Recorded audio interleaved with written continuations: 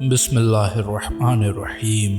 آن حضرت صلی اللہ علیہ وآلہ وسلم جب اپنا سر یا داڑھی دھونا چاہتے تو گرم پانی میں بیری کا پتا ابلواتے، اور آپ صلی اللہ علیہ وآلہ وسلم کو سر میں تیل ڈالنا بہت پسند تھا۔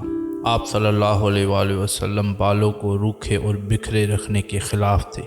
فرماتے تھے سر میں تیل ڈالنا سختی اور خشکی کو دور کرتا ہے۔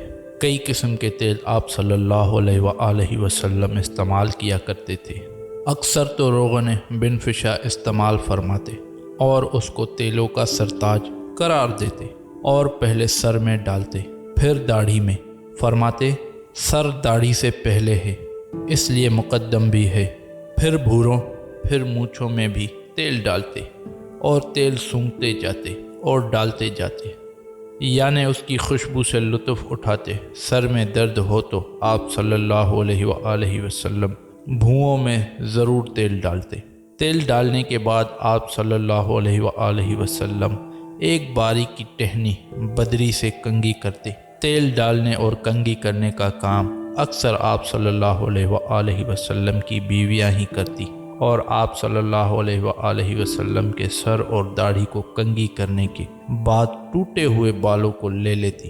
لوگوں کے پاس جو ٹوٹے ہوئے بال ہیں وہ یہی ہے۔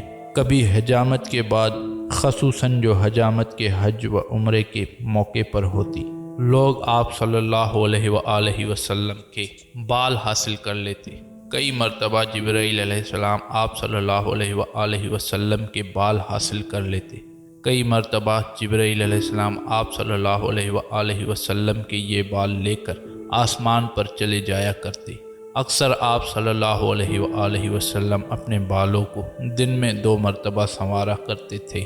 آپ صلی اللہ علیہ وآلہ وسلم ہمیشہ کنگھی اپنے سرہانے تکیے کے نیچے ہی رکھا کرتے اور فرماتے کنگھی وبا کو دور کرتی ہے، اور داڑھی کے بالوں کے نیچے کے حصے کو دن میں 4 مرتبہ کنگھی کرتے اور اوپر کے حصے کو 7 مرتبہ، اور فرماتے داڑھی میں کنگھی کرنے سے ذہن روشن ہوتا ہے اور بلغم قطع ہوتا ہے۔